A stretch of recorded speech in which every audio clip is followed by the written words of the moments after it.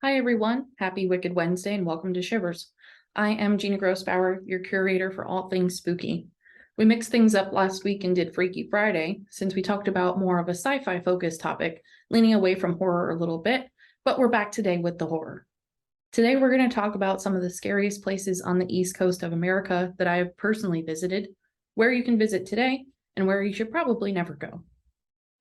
We're going to break things up into territories today, starting with the northeastern region of the United States.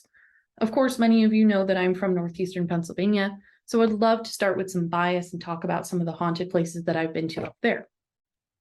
To define haunted places, I suggest that these places have lingering energies or spirits that make the location itself feel off and eerie. I can't necessarily say that ghosts are there for a fact, but I personally believe that there probably are. In Scranton, Pennsylvania, there is an old tuberculosis hospital tucked way back in the woods that is all run down and abandoned, but it's still there. As far as I know, you're no longer allowed to go there, but if you can find your way sneakily in, it's definitely worth it. I went there back in early college days with friends during the daytime, and the eeriness is something I've never experienced. Being tucked back into the woods, it's dead silent, and there's tons of overgrowth, which makes it a physical fear, and you're afraid of twisting your ankle, falling into a hole, all of that stuff, which makes the fear of the entire place that much more present.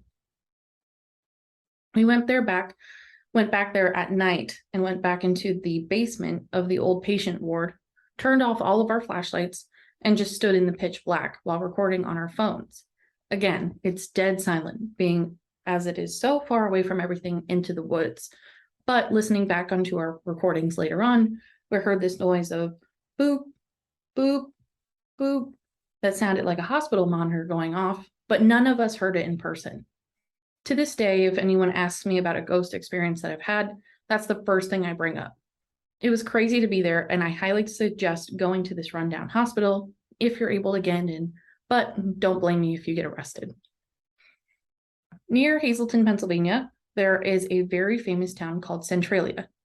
This was the inspiration behind the Silent Hill movies and remains a mystery to everyone today. This was a big mining town in the early 1900s and has gone from having about 1,000 residents to just 5 within the last 70 years. In 1962, a fire began underground, which caused many of the residents to leave, but the fire keeps burning. Even to this day, if you visit the town, you'll see smoke coming from the cracks of the ground. There's a local road called Graffiti Highway that many have been to, which is now closed due to the road caving in on itself. I've been to Centralia, and it's not so much a spiritual ghost town, but rather a literal ghost town since there's no one in sight. The Graffiti Highway is super cool, and assuming that there are still pieces that are safe, I would suggest checking it out. There's nothing too eerie in the atmosphere here, except the unknown reasonings and the historical facts behind the town itself. Traveling south a little bit more, we get to Philadelphia and the infamous Eastern State Penitentiary. Eastern State Penitentiary was an old prison that operated from 1829 until 1971. It was one of the most expensive prisons to upkeep and held some of the worst criminals, including Al Capone. It's a super cool historical building with tons of stories in the walls, but even the staff acknowledge how creepy and haunting the place can be and feel. Eastern State Penitentiary offers history tours during the day and ghost tours at night. I went to college at Temple in Philadelphia and had to go here for history class, but went back again with a ghost hunting group that I was a part of to experience Eastern State Penitentiary's Halloween haunt. It was super cool to experience the haunt in an actual notoriously haunted location, but I was almost more scared of being in the building at night than I was afraid of the actual haunt actors. Outside of the city of Philadelphia, you will eventually get to Pennhurst Asylum, which focuses more on the haunt side of old abandoned buildings and feels much more scary since it was the home for criminally insane. But Pennhurst Asylum offers some Halloween fun as well and turns parts of the building into Halloween fun.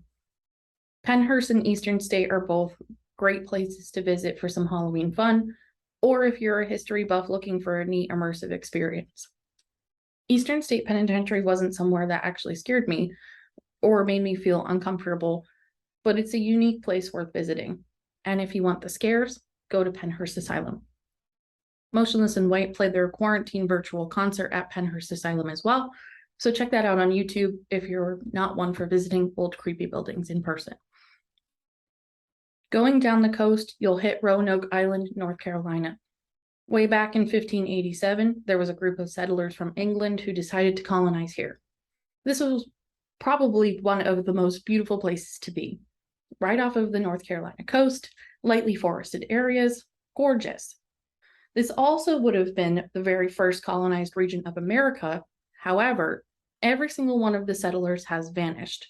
No traces of their bodies, all of their objects left behind. The only piece of evidence that can be found is the carved word Croatoan on the trees in the surrounding areas. Croatoan was thought to be the name of the Native American tribe that lived just south of the Roanoke region, so many people believe that the tribe captured and killed these settlers. With that being the most famous theory, we still to this day don't know what actually happened. Were the settlers abducted by aliens? Were they swept out to sea? Nobody knows, but you can go visit the island and see the engravings yourself. I personally haven't been there yet, but it's certainly on my next stop list. Making a small pit stop near Raleigh, North Carolina, you'll find the Devil's Tramping Ground. This is a local camping spot for some and a local avoidance areas for others. Off of a hiking trail in Bear Creek, North Carolina, there's this patch of land that's completely dead in a full circle. Nothing grows there, nothing survives there. Many people have tried to camp directly on this dead patch and have woken up in completely different places of the forest. Other people have left water bottles there and have come back to see them completely gone. No one can explain why nothing grows, but legend has it that the devil walks at night in a circle on this land and takes the belongings that are left behind with him. This is how the area got its name of the Devil's Tramping Ground.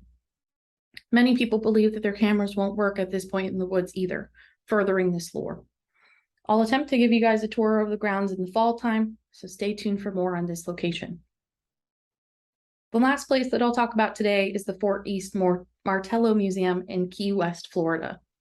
This museum was previously a Civil War fort in 1862 and was turned into a museum in 1950, full of historical artifacts from Old Navy and military members.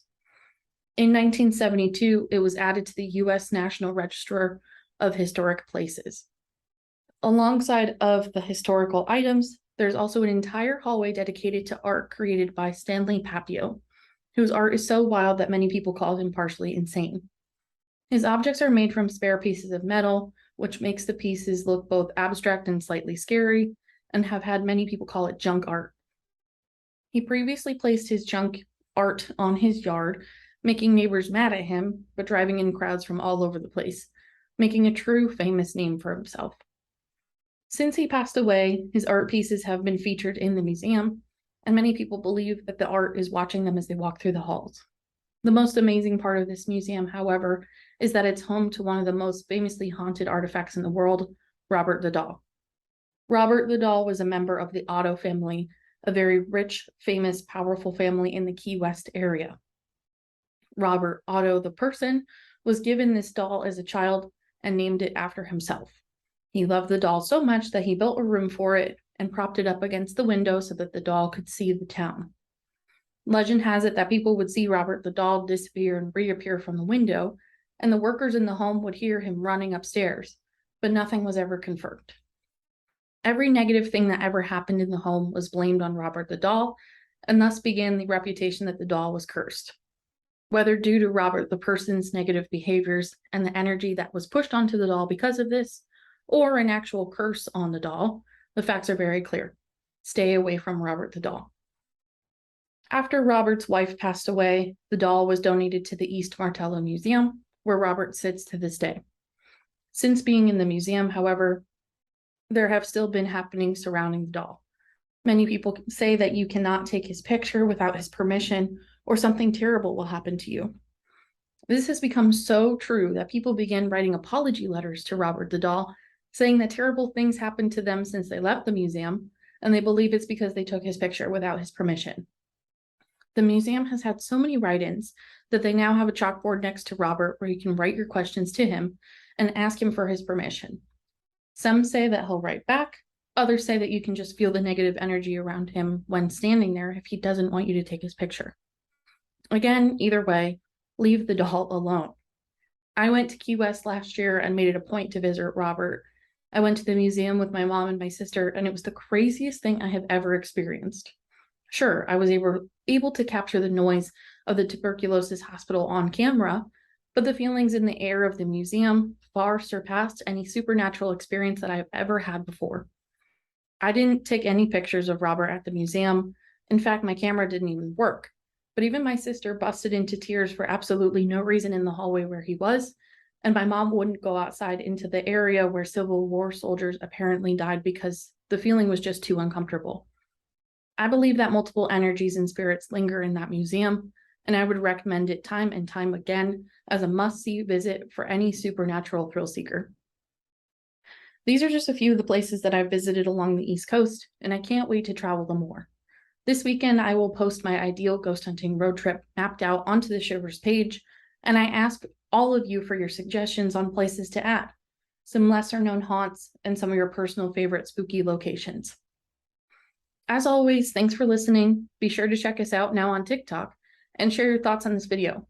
Hope you have a great rest of your week.